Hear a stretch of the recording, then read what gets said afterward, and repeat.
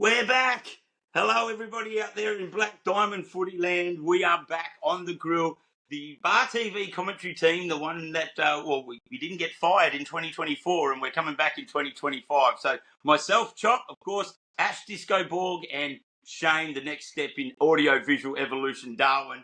We're back to do all the coverage of all things Black Diamond Footy again in 2025 and we're so pumped, we're so excited.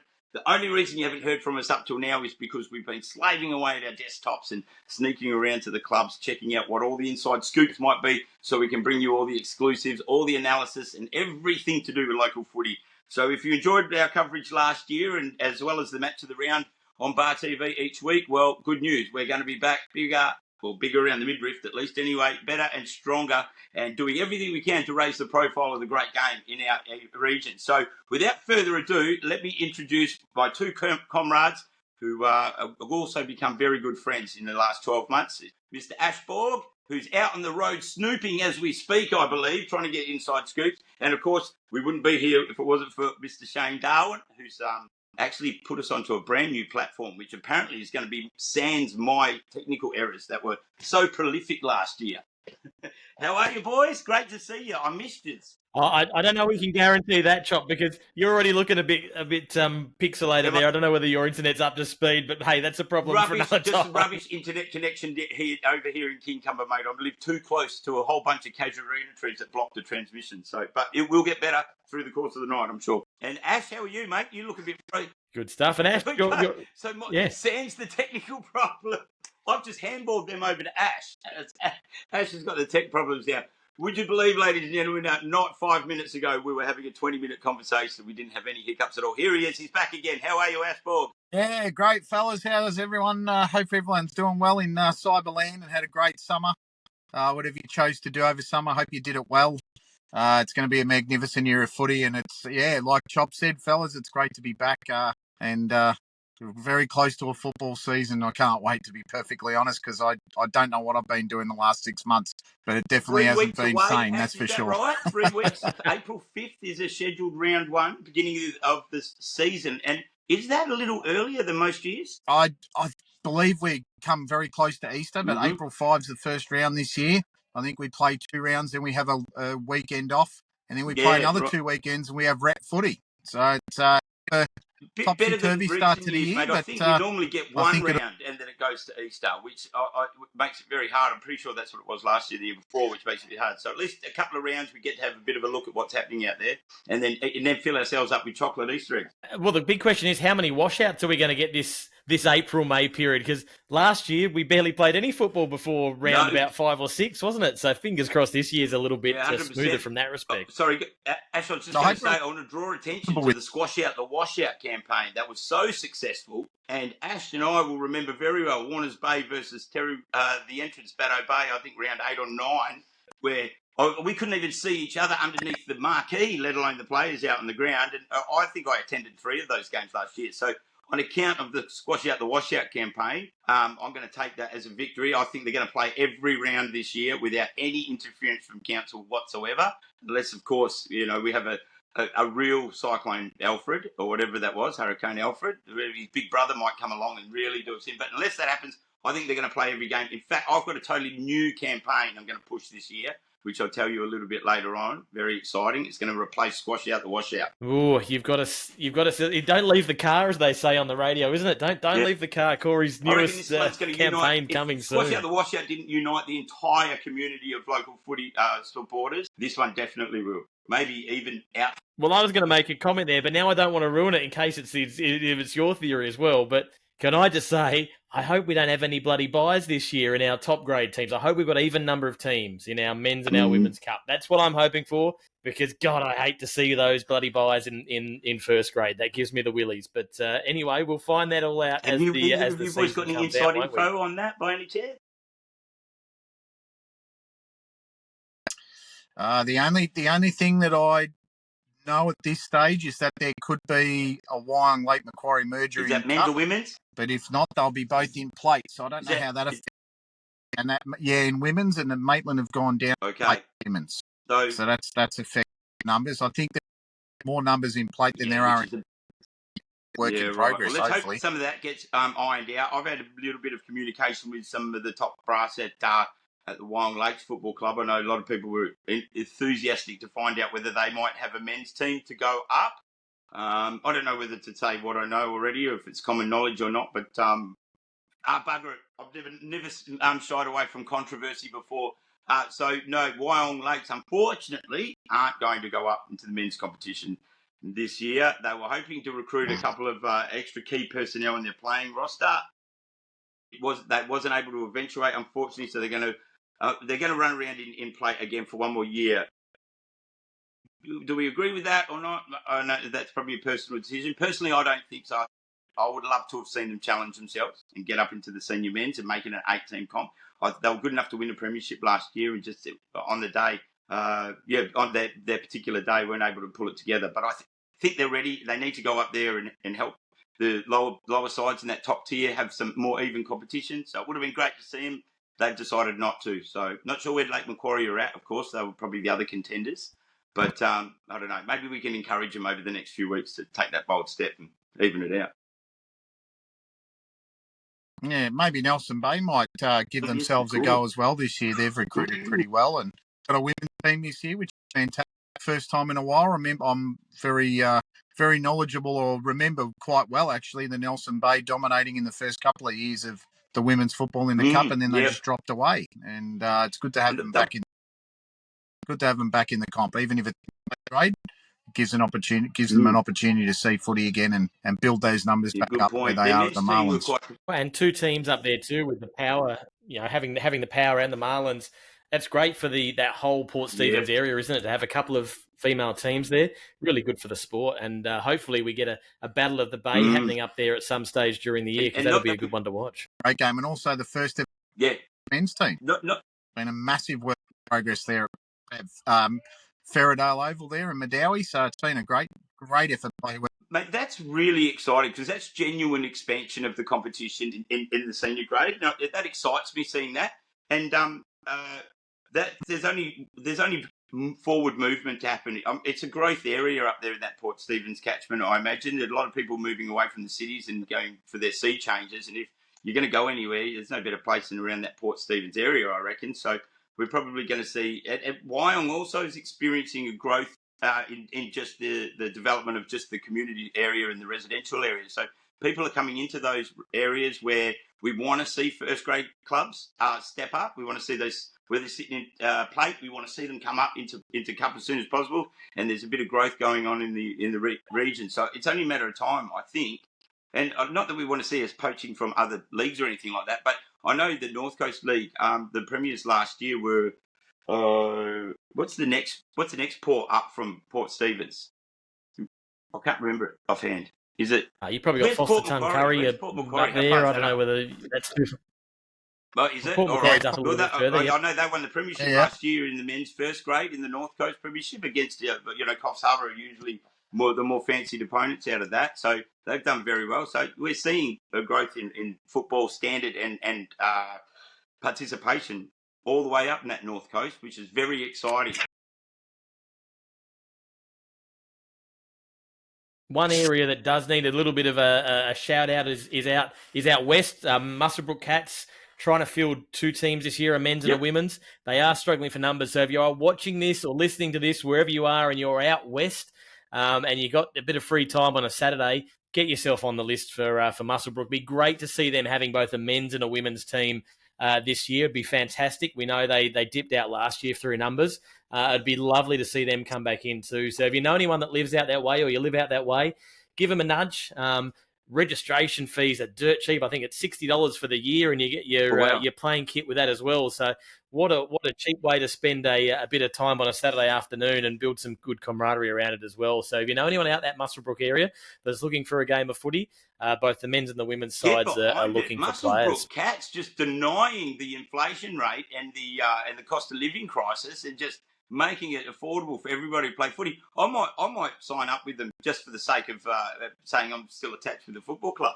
But I'm not sure what happened to Ash there, Shane. But I tell you, Is he back? We've lost Ash for the minute, but that's all right. We'll get him back in a second as well, I'm sure. I had an idea for a list where players who can't play a whole season with the club, and Muswellbrook Cats would be perfect for this, should be able to register at a discounted rate with the league. Let's say you're only going to play available for 6 games or 7 games for a whole year. And so you're not going to get selected with an established club because you can't get to training or whatever it might be. They should have a little list of players that are just like part-time footballers that can register with the league, and then on the weekends that they're available to play, clubs who are short on numbers, especially someone like Muswellbrook Cats who travel all the way down to the Central Coast, and they might struggle to put numbers on the board on that particular game. If there was half a dozen players here on the Central Coast that can't commit to a whole season at a club here, they can put their name up and say, look, I'm on that roster list. I'm available to play. Turn up to play, and then all of a sudden we've got competitive games and no chances of what do you call it? Fixtures being folded or what's the word called again? I'm having a brain fog. When you can't put a team on the forfeit, yeah, forfeited no or whatever. Forfeitures. Yeah, you don't want to forfeit. That would be I don't know if that's a viable thing, but I thought that would be a good idea, particularly in our region where clubs got to travel so far. I think especially in the lower grades where, I know footy's quite serious footy for the players that are in it, but for some teams it's a kick around on a Saturday, and especially that Muswellbrook team, to get them to start building. The idea's got so much validity in it, and they've done it for the Singleton women's over the years too when they've been numbers. So I think it's a great, I know the Gosford Footy Club idea. are struggling at the moment. I don't know if they've got themselves together to be able to have a side or not, but there's a lot of wonderful people still involved with that football club. And I see we'll talk about them in a little bit, where some of those players will go to over this coming season. But there's a perfect example. There's a whole lot of Gosford players who possibly won't be playing, men's and women, that won't be playing, that don't want to make a commitment to another club just yet, but might want to play a few games, and they could fill in for the Singletons or the Muswellbrooks whenever they're down here on the Central Coast. So maybe that's something we might look at seeing if we can push a little bit. I like the idea. Yeah. I think they do it a bit in the basketball too. You can go along, stand on the sidelines of the basketball, and if they're short, they're like, "Oh, you come over here and have a game." Yeah, that's great. A bit like that. I like it. Old school stuff, isn't it? Before we had to do all the insurance policies and all that sort of stuff. You just used to bring your mates in to come and have a game whenever you're too short. So anyway, I might touch base with Muswellbrook and see if we can't get something like that. Before we get into the cup stuff, any other plate news or any of those sort of the smaller club news we want to cover off before we get into it? Because obviously the entree is delicious, but the main course is cup footy, and we want to see what's happening there. Anything else on the agenda before we move on? Do you know anything about Lake Macquarie, Ash? I'd love to hear how the Dockers are going. No, lost a couple of players actually. They look like they've lost a couple of players. The biggest in for them is ex Sydney Swans Academy player Tyler Ford, who play for Warners Bay, who was originally a Lake Macquarie player, now back at Warners Bay with his mates, and they've got a lot of junior footballers coming through. So hopefully, they have a big year ahead, Lake Macquarie, and we might be able to see them in cup footy soon. Hopefully, that's another one of those clubs that we got very high hopes for. That they're competing at the top end of their division, so they're finding their way into finals, and they're playing some good footy, certainly on the improve. So they're right in that mix with the Wyongs and the Nelson Bays of clubs that we really want to see pushing up. And of course, we hope to see the Singleton Roosters up in Men's Cup again before too long. After their women had a wonderful season in the end last year, didn't they? Yeah, they sure did. And I guess one other big in, I suppose, for a club is that premiership player for the plate side for Cardiff, Blaine Chandler's gone back to Singleton. I think it's his HSC year, so he's gone back to be a little bit closer to home and not have to travel as far. So I wish him all the best. Too. That's a great pickup. Player who played cup footy a few times. I think he played 5 or 6 cup games for Cardiff last year. So, if they've got that sort of quality player going back there, that's a very good sign for them. He'd be Blaine Chandler's nickname, have to be, wouldn't it? Because he is on fire, and you know what a Chandler is. Anyway, a little note for Singleton. That might be a nickname for Blaine Chandler. Candles. Fair enough. Now, I'm a little bit. I think I'm the one that caused some problems here with my connection. I was going to say, you weren't laughing out in Ash, very rural New South Wales. I'm actually about 30 minutes from Muswellbrook in a small town called Denman. So I'm not sure how the coverage is there, but I'm sure we'll get that. We'll get that when we go live. That's all good. Anyway, Chop, you'll love this because I have got a few sound effects this year. So next time you hit a good joke, I'm going to hit you with the with the this one. And laughter. Wonderful. So we can put a bit of laugh track in there. I love it. You may as well just put that on. If you give me the heads up, I can even give you a bit of the old I tell you what, bit when of that it really one too. goes off, So James, we've got all the sound I effects. love it. That's a new stream. I'll meet that and I'll raise you one of these. Did you hear that? That's my little chop train. I'm going to blow that every time somebody does something amazing. Fair enough. Well, let's get this chop train back on track and start talking about some ins and outs, because that's what we're here for. It is, of course, season launch this coming Sunday down at the Belmont 16s. I'm not sure how this is going. Shane, am I on or you're on? Am I on or you're off? We can hear you. I'm talking. We can hear you, Ash. We might have lost Ash. Oh, no. Denman, long way away from civilization. He is a long way away, and he is going to be down at the Belmont 16s on Sunday because it is season launch time. And I tell you what, Chob, he has done a power of work looking through the ins and the outs. And I'd love for you and I to sit here and take some credit, but it's got to all go to him because he's got a huge amount of data there for us, hasn't he? This, but unfortunately, due to his internet connection, we're probably going to look like we're the superstars of research right now. But there he is. Well, he's back in, so fingers crossed he's in for a bit. Are you with us, Dad? I'm trying to work out if it's me or if it's. I think it might be where I am, to be honest. I think it might be where you are too, Ash. But anyway, we just gave you the world's best talk up. We're telling everyone how much work you've done on these ins and outs, and Chop and I were going to take all the glory, but you just jumped back in, so we better give that glory to you, mate. We're still taking the glory. Don't worry about that. I'm more than happy for you to take the credit, boys. I'm more than happy, mate. It's a team effort. We were just saying team effort. Indeed. The launch is this coming Sunday at Belmont 16s, and thank you to Belmont 16s for their continued support of the AFL Hunter Central Coast. Ash, you're going to be down there emceeing the show. Fantastic to have your involvement down there again. You've done a heap of homework around what's happening. Why don't you take us away with some of those key moves? We're going to run through club by club. We'll go alphabetically if my alphabetical brain is working properly. Cardiff seem like they're probably first on the list. Tell us what's happening with the Hawks. Yeah, fair few ins for Cardiff. Obviously a few outs and ins, but a couple of main ones that I think are more. I reckon they're more related to the Women's Cup side than anything else. They've got probably Maitland's best player last year, Bella Brandon, into their side for this year. She was one of their ruckmen last year, if I remember correctly, and she's only going to strengthen the side in that regard. Another player that really was pivotal for them in junior ranks was someone by the name of Eloise Peterson, who's been playing her football at Coffs Harbour for the Breakers. She played in a grand final last year for Coffs, and she was an absolute gun when she was playing for Cardiff, so look for her. There's a couple of other players for Cardiff in the... actually, another one. There's Danielle Brown, who played 13 games for the Manly Warringah Wolves in First Division for 8 best on grounds. And for the blokes in the Cup, Dylan Bonham's coming home. He played a very good season at Pennant Hills in first grade, but he's back at Cardiff this year. So Troy Curtis as well for the Camden Cats. He played in a Platinum Grand Final 2 years ago in AFL Sydney, and Platinum is probably the equivalent of our plate, which is probably that level in between our cup and their cup level. So it's a good standard of footy he played. So they've got some good footballers coming in. Lots of premiership players in under 17s football, and an interesting fella from a town called Howlong in country Victoria there. So they get Angus another Lyons. Yeah, he played 16 games in the under 17s a couple of years ago for about half a dozen best on grounds in their comp. So he'd be 18 or 19, and they're the age you want them to recruit, especially if they can get themselves fit. I've always driven past there and wondered how long it took you to get there, to be honest.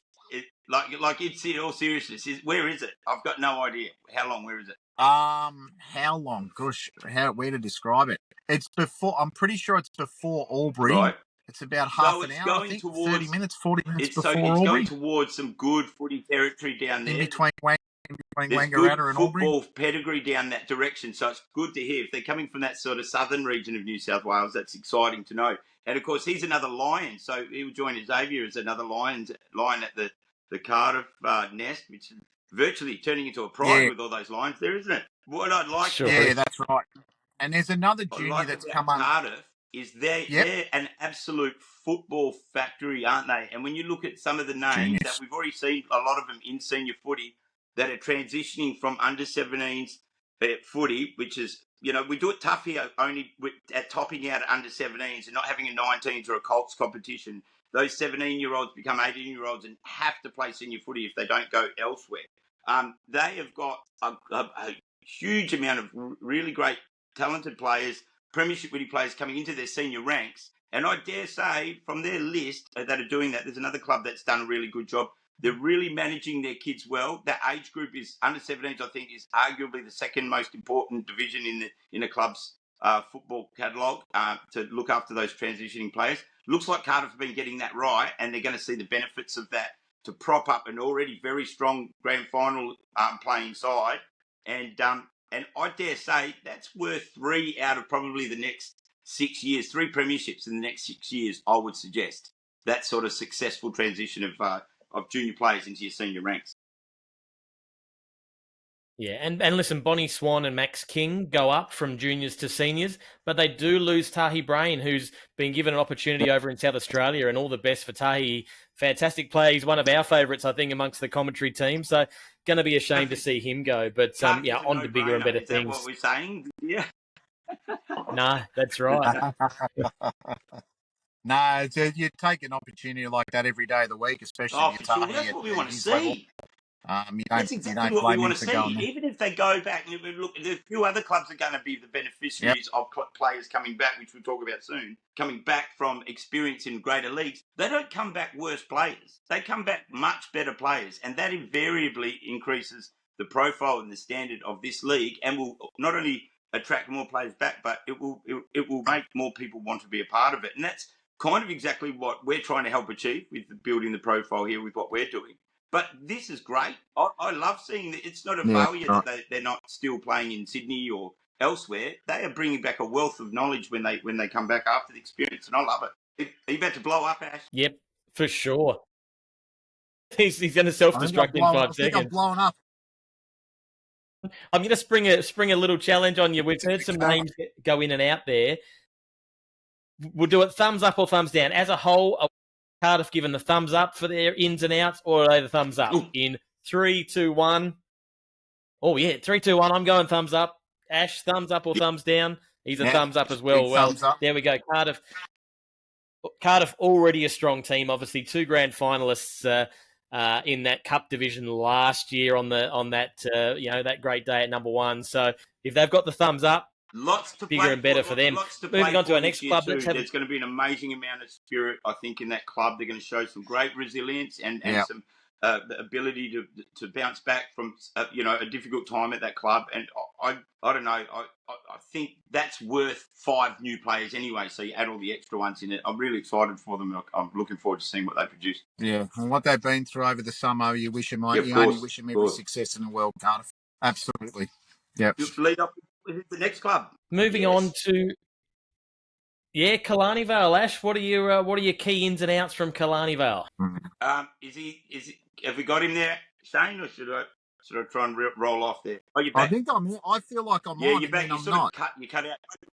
Go, Ash. Go. I'm on, but I'm not. Yeah. No, which club are we on, boys? Killarney Vale. Killarney Vale, right. Gee, they've got a lot of ins. They've got Emerson Squires, who played Pennant Hills for AFL Sydney in the women's. So she's going to be a big in. They've got Vashti Muller from the Fig Tree Football Club in South Coast Football League, a grand final winner last year. Yep. Am I still there? Yep. Tommy Parvula, who you probably know quite well, Chop. Big Pav. Pav is a stall gift runner from many, many back. Yeah, I remember calling him as a winner of the Newcastle gift in 2014. He won at the Birmingham Gardens track there. It was a 300-metre race. He's very quick. The thing about Tom Pav these days is how quick he gets off the training track when the occasion he turns up. So, he's very talented player. I don't know if senior footy is his go anymore. I think he's he'll be happy probably helping to prop up the lower leagues, but he's a great sort of plate. He'll be a great plate addition player and joins a couple of his Gosford teammates there. Got a booming kick and a good bloke to have around the club too. So I'm more interested at a couple of their young guns that are coming back from Sydney, very good. mate. Yeah, we've got Jai Bobby and Jordan Kenobi. Two great players. They're to come massive back. ins. I mean, they played a little bit of footy here and there, but playing at Pennant Hills and UTS, the Bats, they're two massive ins for Killarney Vale. That's only going to strengthen them. And Reeve Simmons, who was a bit in and out last year, and he came in, played a few games, for quite and a then went few off weeks, again. I think, which was a bit unfortunate, a bit of a tough gig, but a very exciting player. I loved him in the Killarney Vale Bombers lineup, and as a dynamic ruckman and I think a Swans Academy prospect as well. Yep. Jai Bobby, very much so. Best hairdo in the league too, I reckon. Jai Bobby and Jordan Kenobi, and I love that because you're saying together you kind of get Bobby one Kenobi, which set a real Star Wars ring to it. But Jai Bobby, between them, they've got a bit of the force. Both premiership players from 2002, lifelong juniors at Killarney Vale. Jai Bobby came into the sport a little bit later on, but they're massive because they've just had a year of Sydney Football League experience, and now they're going to come back to Killarney Vale, who, for all intents and purposes, I don't think quite hit their straps last year. I think that, built bad fixturing and a few other bits and pieces sort of didn't go their way. They certainly didn't hit where their capacity was. If they can get that together, I think that's really exciting to have those two players coming back for them. And yeah, absolutely great. Could be a surprise packet. And big outs from the women. Nikita Carter going over to League, so no Nikita this year. And I also believe that Eliza Hand may be staying up in Darwin as well. So a couple of big outs on the women's side. So that will be interesting to see how they do their best. What about two of their best? They've got a bit of work to do to retain the premiership. What about they certainly do. She's still there? Crystal Brown's gone to the VA. Well, Crystal Brown chatted to me the other day over Instagram, and she's with a VFLW club that plays in the that also doubles up in the VAFA in the amateurs. So that's another big loss. The goal kicking award winner and the best and fairest. The grand final winning side. That's three big. Lucky they've got a bit of a factory for women's football players there, and they've got a lot of their juniors coming in to flesh out their senior women's sides. But maybe very hard to replace those three. That's a massive amount of firepower and dynamic run through the middle. It'll be interesting to see how they cope with that. But they are the reigning premiers, so everyone will be hot on their tail this year, no doubt. Yeah, then that's it. And you just they're the hunted this year, so that might make them want to work harder over pre-season. And yeah, you can only wait until round 1, April 5th, Bar TV Sports. Thumbs up or thumbs down on Killarney Vale boys? Can we go like this? They're women. The men, I'm going the thumbs up. The women, I'm going the thumbs down. Yeah, I reckon one of when each. we say thumbs down, I just want to clarify this. It doesn't mean we don't like you or we're booing you. So maybe. No, it doesn't mean we don't like you. Yeah, just means net probably net recruiting result. Yeah, they're men with client. Yeah. No, we love all of it. We love everybody. We do love everybody, and we wish everyone the best. That's our disclaimer. We love everybody. Very good. Now, speaking of outs, over to Maitland, and they've had a couple of big outs from their men's cup side. Ash, tell us who's leaving the Saints before you tell us who's coming back in. Yeah, look, if I'm being honest, fellas, this worries me at Maitland. I hope they've got some recruits to back it up, but they've lost Ryan Knock and Sam Jordan from their first 18, and Sam's gone to Fitzroy in Victoria, and Maitland's gone to Forest Hill in probably the strongest amateur league outside the Amos in the Eastern Football League.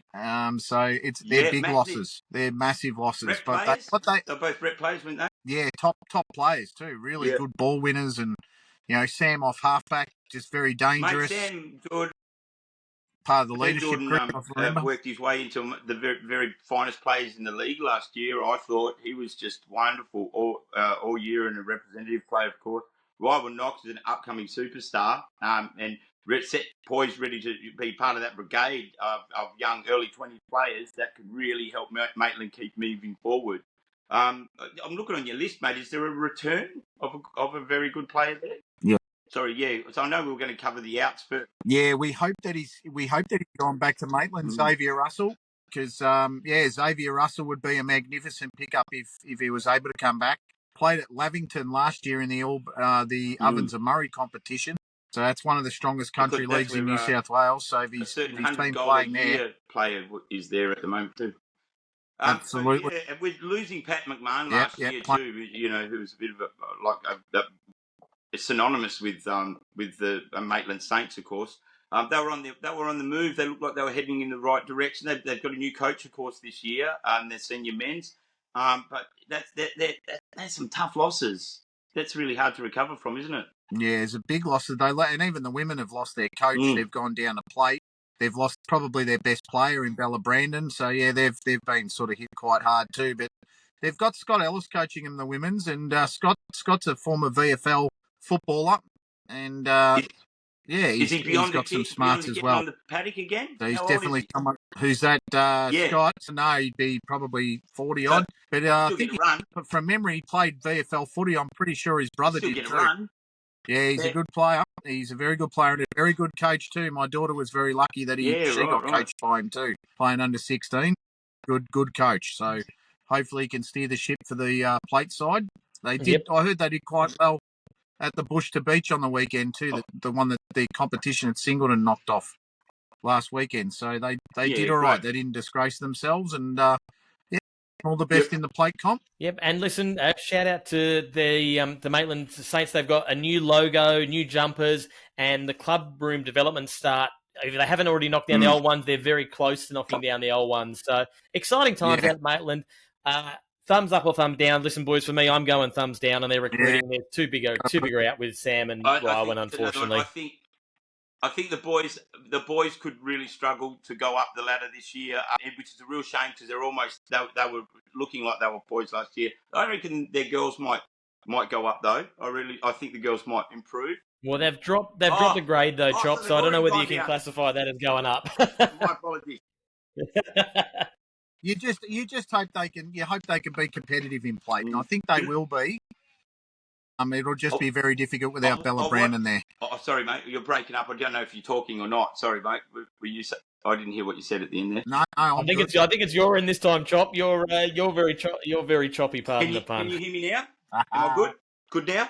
No. I think it's your internet. It's not so much your volume; it's your internet. But anyway, that's I might quickly the usual swap story. Internet, so I'll be back in a second. Beautiful, Ash. The mighty Newcastle City Blues. Every year they lose some players and they get some players. If we went through here line by line on their transfer list, we might be here till 10 p.m. That's a real good insight, haven't they? Yeah, let's pick some ins. They got Weston Tate Turvey, who's I think a 26-year-old from Coolangatta, who won a premiership last year. He's played in Tasmania and Queensland for them. On the women's side, they've got Imogen Chambers, who played first grade for Eastlake in AFL Canberra and was recognised as a rising star in AFL Canberra, so she'll be a big in for them.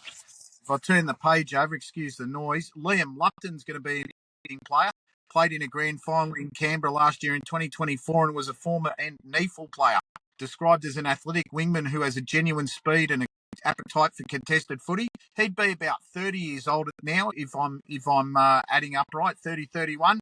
Doesn't mean you get less slow. I think you just get more smart as you get it to that age. And, we had the big Pong last year around that age bracket, and he was that's right. On the tractor, they were both pretty handy ins for more mature players. Absolutely, it'd be a very interesting in this one. Adam Gaverney, he coached the Edinburgh Bloods in the Scottish Football League to a premiership where they won by 111 points last year, and was a premiership player from the year before. Not sure which level he'll play at, but it's certainly a player to watch. For the ladies, Ella Flynn was great last year, but she becomes a senior player officially. If she plays games this year, they'll be very lucky. I reckon the Swans VFL side will have her, and they'd be silly not to have her. She's just a tall unit. Billy Davies, who we called a couple of times in plate footy last year, kicked 32 goals in 9 games last year in the plate. She becomes a senior player. Interesting player in the male group from the St George Dragons in AFL Sydney, 263 games, 113 games and 113 goals in AFL Sydney for St George. Ethan Marr, so I think he'll be a massive in for them too. Tamworth Kangaroos, Ruby Sparks come across to Newcastle City, played in the national championships for the GWS Academy. Sophie Trewatha came from Tuggeranong Valley in the AFL Canberra, played 12 first grade games for 3 BOGs last year. Sam Price won a premiership for the Wollongong Bulldogs last year by a point, so he's a premiership player. And they're probably the big ones, and probably the closest thing we've got to the next Alex Tagani fellas, Max New. Well, there we go. from the Old Launcestionians in the North Tasmanian Football Association. He's a sports journalist. So if he's not getting a game for City, we might get him on for special comments at Bar TV. Well, if he's got half decent internet, we might swap him out for Chop. Oh, there he is. He's back. I better not say that. Very good. It's a massive outstow, fellas, for Newcastle. Well, I was going to say probably the biggest out of the league. Let me go for the premier out of the competition. The Elliot Davey medalist from 2024, Josh Taylor. But he's not just leaving because he's had enough of Newcastle City. He's gone for a big test in the SANFL and playing for North Adelaide. So I guess on behalf of the Bar TV crew, we wish him all the best over there. He was a gun last year and he was terrific. He's been brilliant in our comp for the last 2 or 3 years, and he's the biggest out in the league for sure, but what a great opportunity for him.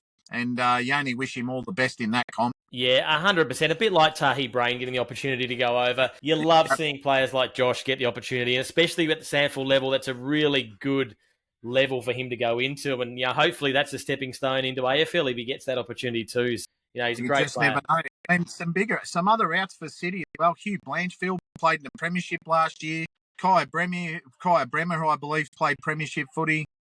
Hamish Thompson, who's played a Premiership footy for Newcastle City. He's gone to my old football league back home in the Western Region Footy League to play for probably the biggest club in the comp, Spotswood. The green and gold who play underneath the Westgate Bridge. And if you kick a footy really, really well, if you can kick a footy really high, you can put it on the bridge.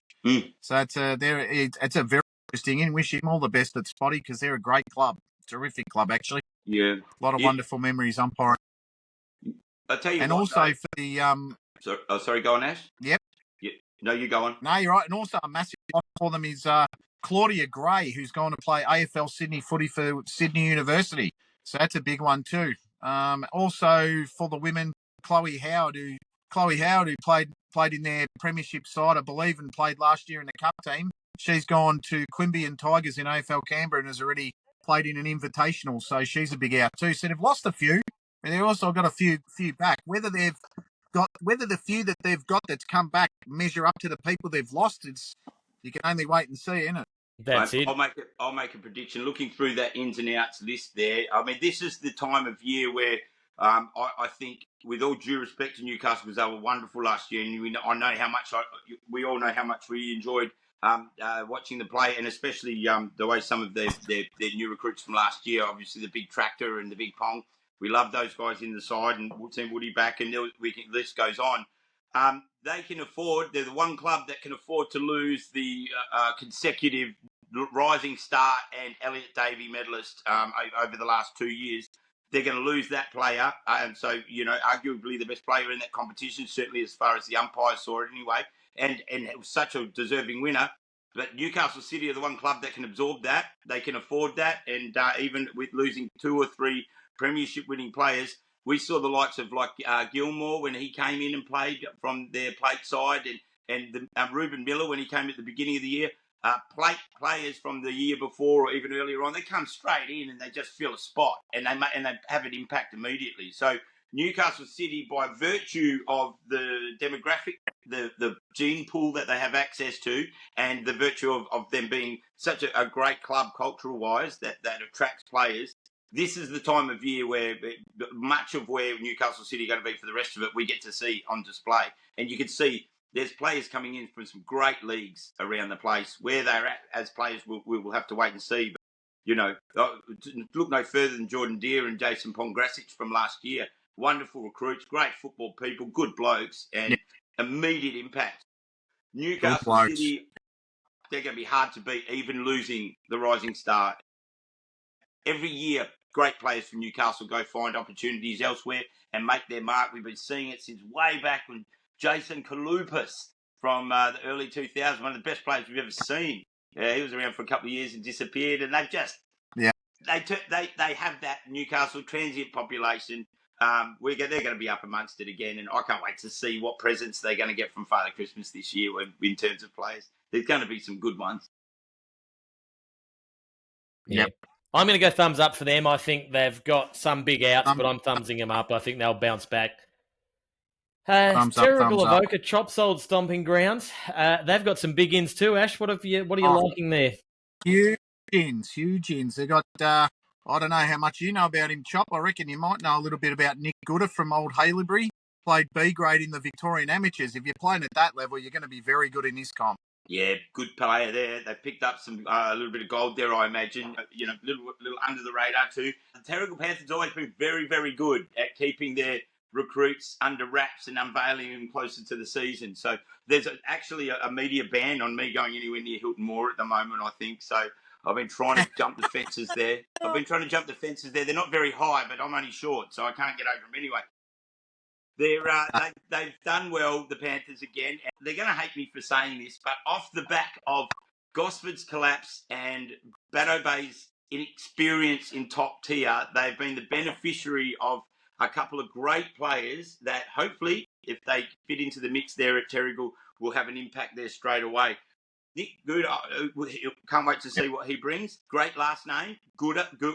He's going to be as good as anybody, I imagine, and I can't wait to see what he's going to produce. Will he be in the Mitch Price kind of vein, hopefully?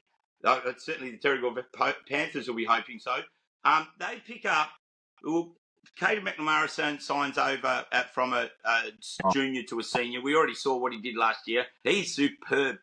He's like right up there. Yep. Him and Max King are probably the two most likely to find themselves going all the way to top tier. And I'll coach Caden. He's going to be, I think he's the best prospect we've had for a long time to go to all the way top tier. He just won a sponsorship with the Swans. So whether he's there for long, we'll have to wait and see. It's his last year with Swans Academy. He'll probably get, if he's going to get drafted, it'll be at the end of this year. So can't wait to see him. They've got a few 17s that are coming in to prop up. They've sort of started to get their 17s program under control again after it went a bit awry for a while. They picked up a few Brisbane Water Lions and now a couple of theirs under Lane Spencer, who's the coach there. He's a former East Perth, I think, or Claremont waffle player. So vast experience and from Western Suburbs down in Sydney as well. So he's doing a great job with their 17s coming through. They've got a few of those boys coming in. But it's a couple of players that are coming back. That's also exciting. There's a young man named Lachlan Bayliss, who's a champion young player, a premiership-winning captain in the junior side, and a great senior player for a little while. He was in the Air Force. I'd love to see him. I think he flies jets now, which is interesting because he's a jet himself. He's coming back. I see him on the list. Great to have him back. And he's been in WA playing footy too, so he's probably brings back a few skills. Cooper Mackay, who was a junior there, won Baddo Bay's best and fairest when in the last year that they were playing in plate, and then played for most of the season in the year that I was coaching there. Just tough as nails, Cooper Mackay. So happy to see him coming back. He can make an impact straight away. And also Riley Hodgson, if he can keep his body in good shape, he's a very good likely sort. So the men's are looking great, I think. Not a huge amount of pickups, but local guys that'll get right in amongst the culture there and do well. And I'll talk about it a little bit more when we get to the entrance Baddo Bay. I hope they're not ruining it too much, but they're players that probably should still be at the entrance Baddo Bay. If the club was a little further along in its first grade development, they would have known how to try and approach those players and keep them there. I hate seeing him. Well, you missed a couple of big names too, Chop, that Ash would have seen last year when he was down in Sydney. Tell us about the Pennant Hills boys that have come up, because there's one name who we know and love, and another joining him. Tell us, Ash, what you think about those two boys. Who have we got? Taking these for last. I really think one's going to make the bigger impact, to be honest, fellas. I mean, Jack Roberts, who's played Coach Talent League as well as under-19s at Penno, played Premier Grade last year at Sydney. Standing at and listed at 185 centimetres tall, 19 years old. He's going to be a handful for any side this year. He plays any game. He was at Terrigal a couple of years ago, playing his top half of his juniors, I think. He didn't play a heap of games, but showed enough in those that he's a prodigious talent. I think he was only about 179 centimetres then. So I can't wait to see big bullocking midfielder. I can't wait to see him return to the side. That's huge. It's going to be very tough. He's going to be hard to beat. And the man, the myth, the legend, isn't it? The Morris Goolagong winner of 2020 and 2023, Pitty. I reckon he's one of my favourites. One of my favourites umpire in Harrison Pitt. You knew exactly where the ball was going because it was going to him. He's back for the Terrigal Avoca Panthers. I reckon he did take Mark of the Year last year in AFL Sydney and was third in the goal kicking with 47 goals. I reckon he's a favourite for either the Goolagong medal or the Elliot Davey. I'm going to put it out there. One of the two he'll pick up this year. He's got to be one of the best players in the comp. The big tractor's got some competition this year. He's going to have to certainly be right on because we loved his work last year, the big tractor. But he's certainly got some competition with Pitt coming back. Personally, I'm a bit disappointed to see Harrison Pitt coming back. I'd love to. I'll probably have a chat with him at some stage and find out a little bit more because he was electrifying in Pennant Hills last year in the Sydney comp. He was second, I think, behind a big fella named Hugo something or other in the goal kicking in the Sydney AFL, and he chose. I think he chose to rest the last game before finals, which was very, very noble of him, sort of sacrificing any chance of winning the goal kicking there. But such is the nature of the young man. But he's an electrifying talent. A year in Sydney, he's going to come back more accomplished. He's one player I thought could have gone all the way to top tier footy. He's just got that mindset and he trains very well. But he's going to do great things at Terrigal. But it'll be interesting to see how they balance the other upcoming goal kickers who had great years last year in Jake the Snake and of course Jordan, the 5 goals in a quarter sorcerer, Jaden Morgan. So they can kick some goals. We just hope that they find an avenue to be able to utilise all of that firepower up front.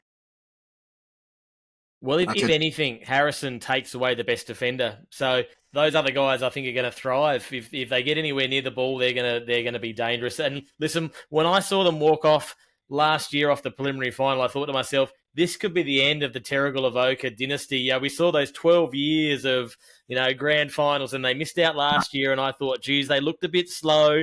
And I thought, this is it. Terrigal Avoca are probably on the slide. I tell you what, they aren't sliding nowhere.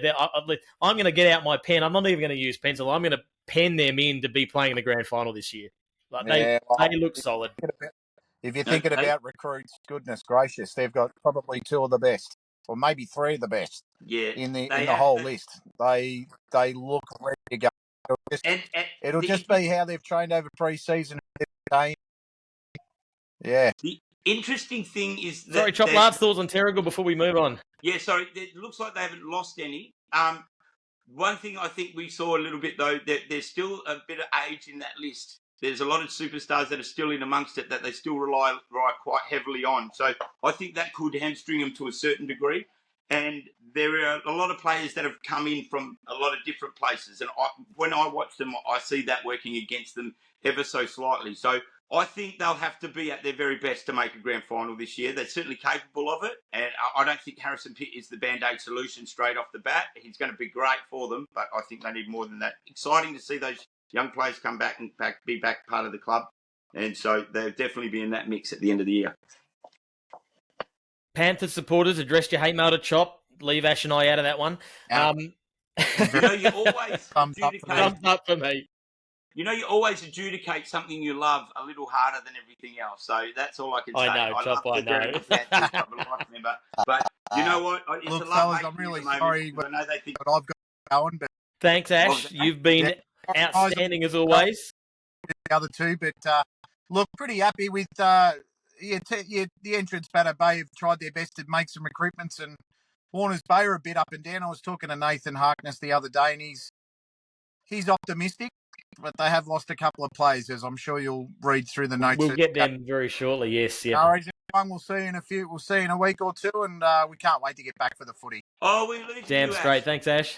Good on you, boys. We're losing Ash. He has an 8 o'clock hard deadline because Jess is finishing her training. So we lose Ash, and we'll see him again. Good luck on Sunday for the season launch at Belmont 16s, Ash. No worries, guys. Thank you again. See you, fellas. See you, mate. Beautiful. So we will kick off with the entrance Batto Bay. Not a huge amount of movement there. They lose Corey Leach over to Killarney Vale. We spoke already, a couple of players going over to Terrigal Avoca. Coming in, Max Atawi, I'll probably pronounced that wrong, moves up from juniors to seniors. Max is a pretty solid player, so he'll be handy for them stepping up. And then they pick up Sean Woodall from Central Broken Hill, and Ben Stokes from Gosford joins the entrance Batto Bay as well. So a little bit coming in. Nicholas Arney from Lake Max come in, and Hayden Webster from over in Perth. So played played over there, but I'm not sure of what standard. And a couple of the list goes on. Actually, they've recruited more than I thought. Aidan Wallace from Niagara Park, Yeah, and Arimba I could talk Dockers, about Daniel those. Britt from Sebastopol, and Lockie Bennett. Tell us about him, Chop. Yeah, look, I would have liked to have seen a little more for the entrance Barrow Bay, especially. Look, it's very personal for me, that area down there, because I've coached at both Terrigal and Barrow Bay, of course, and then I see a lot of players that were with me at Gosford also finding their way back to the ranks of those two clubs, which I love. I think is wonderful. I'm disappointed for the entrance Barrow Bay because there's some players that would make a real difference in their first grade side this year, especially being the third year going into it. Is that right? Yeah, 2023, 24. Yeah, Yeah, I so think so. this Yep. will be their third season. So this will be a season where you would like to think we'll see some inroads being made. And when you think on account of the losses, like Tristan Carter at Terrigal now, there's a couple of players. Jaden Morgan's an entrant Barrow Bay player. And then we see likes of like a Riley Hodgson and Cooper Mackay heading over there to Terrigal as well. In all fairness, Cooper was a Terrigal junior, but they're coming back to the game after a year out, and I'm not sure if the entrance Barrow Bay knew that they were thinking about it, but they would have been the type of players that it would have been great to see them make a big play. So, look, we've changed. We're going in a really good direction at the moment. Mitch Eads doing a great job coaching there. We've got a great new refresh committee. If they had have known about that, it would have been great to see them try and win those players to keep in their senior ranks. Their women's have done great. They've virtually lost no one. They're bringing some really great fresh talent in, and I think their women are going to really storm ahead. They were a great success story last year. I imagine Harley Beckett's still coaching there. He's been wonderful at the helm. So their women are great, and a wonderful women's program. They always get heaps of numbers of training. The good thing about their men's is you mentioned Max Otiwi. I'm going to come up with a nickname for Max this year because he's going to be a star. He'll be one of those ones who'll find his way to another league before too long because he's just so good. But they've got a wonderful group that have been groomed beautifully by Kyle Robinson. They're one of their senior players in their under-17s boys over about the last 3 or 4 seasons. And they're all starting to enter the senior program now. So a lot of them will be just sort of turning 18. Still need a couple of seasons to sort of get used to that top tier. But so exciting for the next 5 years at the entrance Barrow Bay. They've got great players from both the Brisbane Waterlines as well as their own Barrow Bay juniors. So their stocks of their homegrown players are really good for a few years. How much impact they're going to have on the season this year will depend on how much help and support they get from their bigger-bodied senior players. And they just didn't get enough. And that's where a player like Cooper Mackay would be great there because he's an in and under midfielder. So it would have helped. So I would like to see more players there. They're in a tough spot. They're right between the two towers of Killarney Vale and Terrigal Avoca, but they are doing it right. They're getting it right, and as the years go by, they do more senior stuff in senior men's. They're going to get better and better, and it's an attractive football club. Lots to like about going there, and as Barrow Bay grows, they're going to get more and more of these players. And I wouldn't be surprised. I'd be hunting those players that have worn Barrow Bay jumpers in the past and just getting in their ear on the side and just telling them, come back, just come and check it out because there's a lot to like there, especially if they're not getting senior opportunities at Terrigal and Killarney Vale. I'd be working really hard on that angle. Look at this list and see who they can get back because they could do with them and it's going to help fast track them. But hard to see him going too far up. Last one I'll mention though is a guy, and I'm so glad to see him playing. He'll finally get a chance at first grade footy, and that is Ben Stokes. I coached him as last year at junior footy. He's been over at Gosford where limited opportunities as top tier footy there. He's comes from great pedigree. Scotty Stokes was his dad, about 6'5" giant of the game and a lovely bloke. And Benny Stokes, a big fan of him, and I think he's going to be a massive draw for them as he gets settled in senior footy. He's a good kid. Yeah. Listen, I echo your thoughts there, Chopper. We've seen Cardiff, we've been through their ins and outs. We've been through Cities, we've been through Terrigal Avoca, and we'll go through Warners Bay very shortly. But they're your top 4 from last year. The entrance Barrow Bay to step up into that top 4 needed some guns. And I think they needed to bring in a couple of really solid, Sydney or greater players that they could have brought in to really step up into that top four thing. I don't think without that cattle coming in, I love what they're doing as a club. We've got a lot of time for them, and their juniors are outstanding, but I don't think they're gonna knock on the door of top four without bringing a couple of those big names in, and they haven't brought them in this year for my mind. So it's probably a thumbs down for me, as much as it pains me. Love the club, but I'll thumbs down, and just purely because I don't think they've brought in enough big names. No, I think you're right, mate. I think they'll improve as a side. I think they'll be better as a side, but it won't be enough to sort of push for a finals contention at this stage, which is not a fail by any stretch of the imagination. I mean, it takes a while to build up into that. Maybe their long-term plan is to build it on the shoulders of these juniors that are building club pride and love the club, because there's an amazing spirit and culture there at the Entrance Battle Bay. I really like it. That's definitely, if I was amongst that committee, I'd be like going, where do we find them? Where do we find these players from? We've got to get 2 or 3 exciting players to come in and help out their developing players. You know, the Allisons there are great. Those brothers are new to footy, but they're exciting there, and they can build around that. Great leadership group. Bring in a couple, get some real excitement going, protect these young blokes, teach them the right way, and they'll come along really quickly. Their future stocks are freaking great. No, agreed. Slight segue, but do you think from a Central Coast level, if we were to have Wyong up in that top grade as well, Entrance Battle Bay, Terrigal Avoca and Killarney Vale, can the Central Coast sustain 4 cup level teams?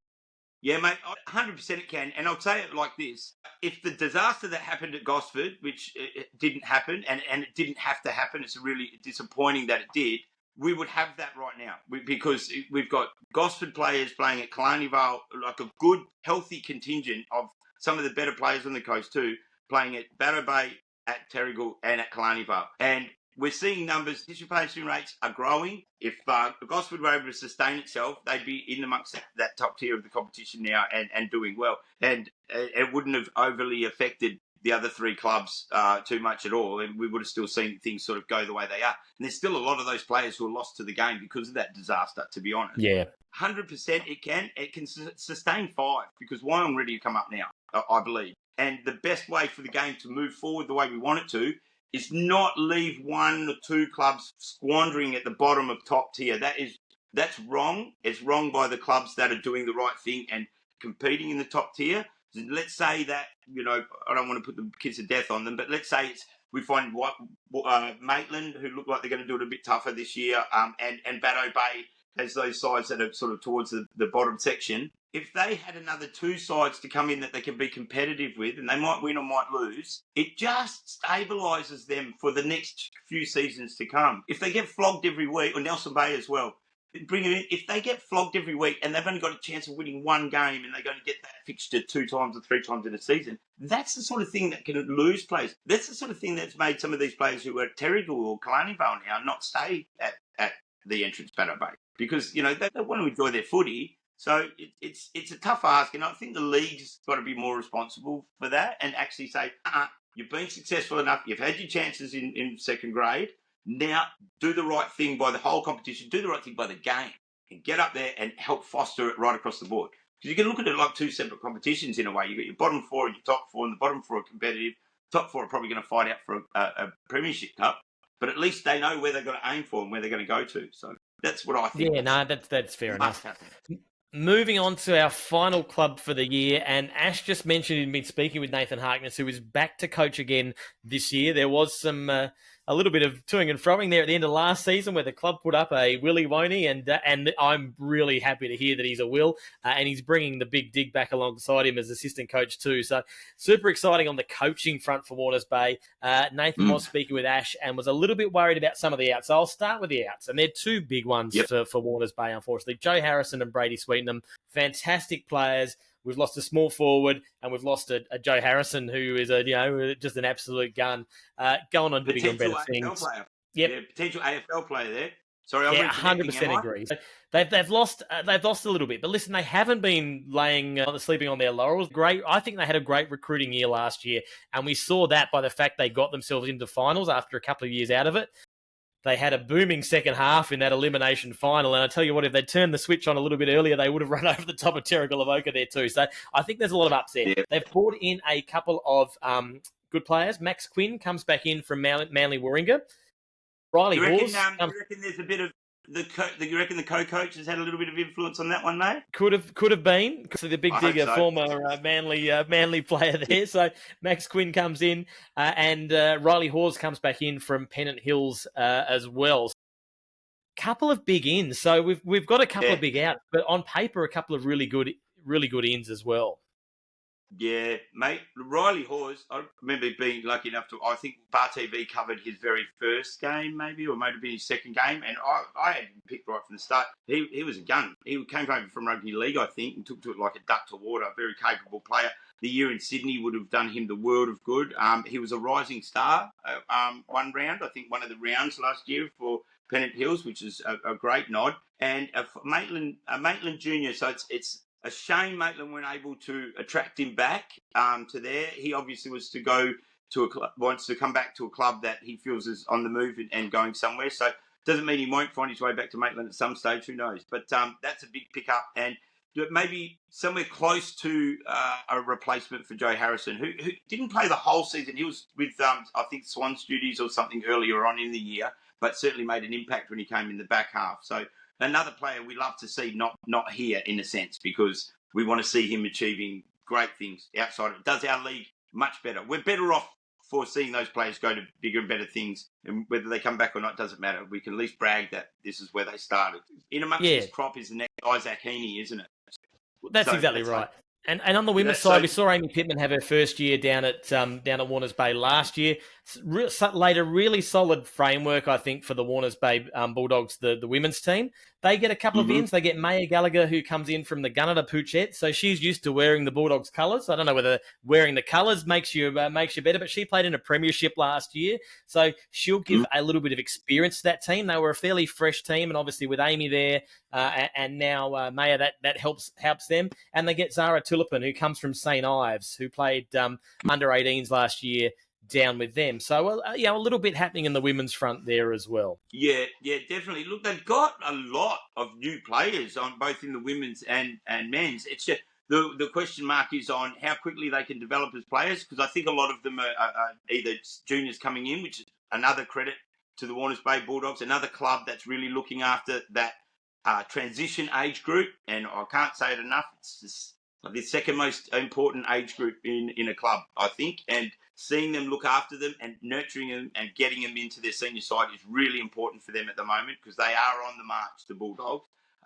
There'll be a lot of pressure on them to go better than last year, because they were potential grand finalists last year, and maybe just experience in finals what cost them, especially in the men's. The women's, obviously, they had some great moments through the course of the year, and under Amy Pittman, is she coaching again this year, I imagine? I think so. Don't quote me, but I think so.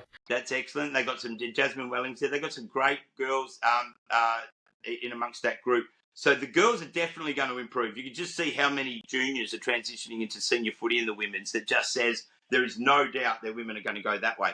The pressure will be on their men's, and Nath Harkin is there, and I think he's got the right culture. He's got the right balance there. They certainly got around it last year. There were some real exciting moments. They were the club. They were the hunt down specialists last year. They come from behind on a number of times. They've got some big scalps that way. They will be so much more confident for it. They'll galvanise their senior group. And I think with a couple of important ins there, they're just broadening their senior squad. So they've just got more players to choose from to push for spots in that side. And, a couple of big losses. But, you've got to expect that you're going to lose someone like Joey Harrison. You've got to expect that. Is it Lachlan Price was the other one? Is that right? Brady Sweetenham, sorry. Yeah, Brady Sweetenham. He's another one. He's a great young player, and he was worth a lot of goals to them. He's a player they will be able to replace, I believe. I think they've got a couple of names there that will be able to do a serviceable enough job to cover that. And so I think they definitely have recruited, certainly on the better side than not. They'll go that way, I think, this year, 100%. And the Big Dig, arguably the most exciting recruit for the year in the Black Diamond Cup competition, I think. Next to Pong in the Big Tractor, I think. But, yeah, pretty well right up there. I liked what I saw with the Big Dig. I think you talk about, the most valuable player, and did he win the league medal? No, but was he the most valuable player in the league? I almost think he was for the Dogs, because I think he was the anchor. Came in and it felt like he was bleeding red, white, and blue from the very first time he picked up a football for that club, and I think that's a fantastic thing for them. And him being here this year, for his second year, obviously helping out Nathan with the coaching, and he'll provide a lot of on-field leadership. I think the Dogs are primed for a big year, and I was lying in bed last night, and I'm like, I think I'm going to tip him to make the grand final, but I think whoever I tip, I might put the kiss of death on. So for Nathan's benefit, I'm not going to tip you to make the grand final, Nathan. But I think you might. I think they're going to have a good year. But listen, that top four is going to be a tough top four. It's going to be very exciting. Yeah, it certainly is. Very exciting times at Warners Bay. They should go on from it. Warners Bay always seem to pick someone up through the course of the year, one or two players that might just come back or do whatever. But it's the best I've seen the Warners Bay Bulldogs look in as long as I can remember. I reckon they're as cohesive and well put together as I can remember ever seeing. Still playing very much a Warners Bay style of football, very aggressive, but a lot more controlled and disciplined now. And the players like the Big Dig and Zach Lauritsen, they've had a big impact on that happening. And they could definitely go all the way. You're right, he's a big keel, the Big Dig. So they get right behind that, and he's certainly helping Nate Harkness, who's done a great job there for 7 years now. So I wish them the best. I'd like, as a sentimental grab, I'd like to see the Bulldogs go one or two spots further. So they nearly had Terrigal in that final if it was one more quarter, but that's the thing. They've got to make sure they start. They can't keep coming from behind, because that's what it's all well and good to get the odd come from behind one, but then you play Terrigal, who they just won't let you get there at the end of the day. So they're going that way, though. Listen, Chop, they are indeed 100%. We have reviewed all of the cup teams, the big ins, the bigs outs. We've now got 2 weeks and 2 days until we see live action. What's that? 16 days until they start pulling on the boots for round one. So that's getting pretty bloody exciting. We, of course, don't get off scot-free, Chop, because we've got to come back before round one, and we're going to have to lock away our predicted top 8. So I don't want to hear that from you tonight, but you're going to have to think about that over the next couple of weeks. We're going to put together our top 8 predictions, because we're going to lock them in on this show in a week or two's time, and they're going to be there forever. And then we're going to review that come the last week or two of August and early September. This is what I'm going to use to analyse it. I'm going to just get over there with that fine tooth comb, that magnifying glass, and we'll let it all sink in. Are you looking forward to it, Shane? Are you looking forward to the year ahead? I've been looking forward to it since, I think, about the 1st of February. I wasn't excited in January because that felt a little bit too far away. But once we hit the 1st of Feb, I'm like, you know what? Football's just around the corner. And I'm excited. Yeah, mate, I just want to say, did we have a good time last year? Like, as far as, I hope we added some value to the competition in the league last year, because I hope it's not just a bunch of middle-aged men just satisfying their own need to be a part of a league, because we'd love for the people who have been supporting this and sort of getting involved with it. We'd love for that to expand and love to get some feedback and bits and pieces. We've got some innovative ideas that we're going to try again this year, and we'll stick with a few of the same old ones. The Bar Raiser Award, of course. The coverage each week, match of the round, is going to be second to none. And I won't lie, I look at all the other leagues, and we might see there might be a lot of amateur leagues around the place that might be a little higher in terms of their level or standard than us. But I think the coverage that we're giving is as good as just about anybody around. And, we love what we're doing, and we hope it's making a difference out there, and everyone's going to get right behind us. And we hope that we can help raise the profile of this wonderful game and the wonderful competition and wonderful part of the world. I'm really excited about it. I think we've got a good team with young Ollie Croft coming to help out again this year too. He's a young star and got about 5 feathers in his cap at the moment, so stoked to have him back on board. And, of course, your wonderful visuals every week, Shane. I don't think there's better vision in live streaming local footy in the country, mate. Well, thank you. I'll take that little pat on the back. It certainly is going to be exciting. And you mentioned Ollie. No doubt we'll be speaking with Andy Baldwin as well throughout the course of the year. We can't forget Andy. He's a much-loved member of the On The Grill team, so he'll be joining us on the whatever night we're going. I don't think we've worked out whether we're going Thursday nights, Friday nights, whatever it is, but we will be bringing Andy in on that journey as well as Ollie. There's that much juice amongst us. I think we might have a show every night of the week. We'll be a virtual Fox footy for the But I can tell you this: Andy Baldwin and I spoke today. So waving flags, the goal kicking review will be on again this year. So he's very eager to get on that and expand that. I think he enjoyed himself, and I did too. That was an exciting count to the Morris Goolagong Trophy winner last year. So we'll do that right from round one this year. And we might just try and we'll try this as a live take shot, but we'll do a little bit of a promo that we can maybe spit out and put on the thing. So this year, On the Grill has its very own YouTube channel. So we will be coming to you live on YouTube. So we want you all on YouTube. So like and subscribe. Like and subscribe. That's it. Like and subscribe. You got to say like and subscribe. It's every podcaster's duty. You got to say like and subscribe. Yeah, of course. We're even going to try and get this thing up on Spotify. Listen, I've got some homework to do because I got no idea how to do that, but that's going to be my challenge for tomorrow. So we're taking On the Grill to bigger and better things. Rogan. That's it. Look out, Joe Rogan. Listen, we're not going to survive off YouTube streaming royalties or Spotify royalties, that's for sure. But we are also looking for a podcast sponsor. So if you are interested in sponsoring On the Grill, hit Chop Ash or myself up. We're happy to take your money, and in return, we can run an ad or two and give you a bit of a plug throughout the course of the show. So, some exciting things ahead this year, Chop. A meat supplier sounds like it'd be a great sponsor, wouldn't it? You know, maybe a meat supplier for On the Grill. Come on.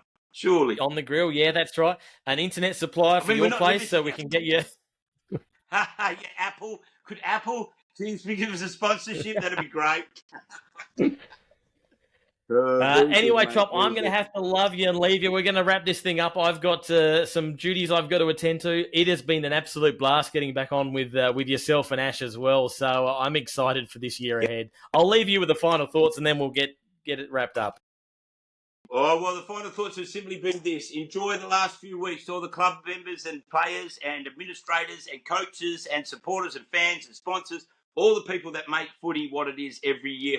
Please enjoy the last couple of weeks of your pre-season. We wish you all the very best of luck. Make no mistake, no matter who we think are going that way and who we think might be going that way, we here at the Bar TV crew, we are 100% behind every one of you. We love this game. We love seeing how it's developing in the direction that it's going. We want your feedback, and we want everybody to enjoy the greatest game in the world in our local area. So get around there on a Saturday, enjoy your local footy, and join us during the week because we're going to cover everything we possibly can to do with it this year and make this the best year of footy that the AFL HCC, indeed the Black Diamond competitions themselves, have ever seen.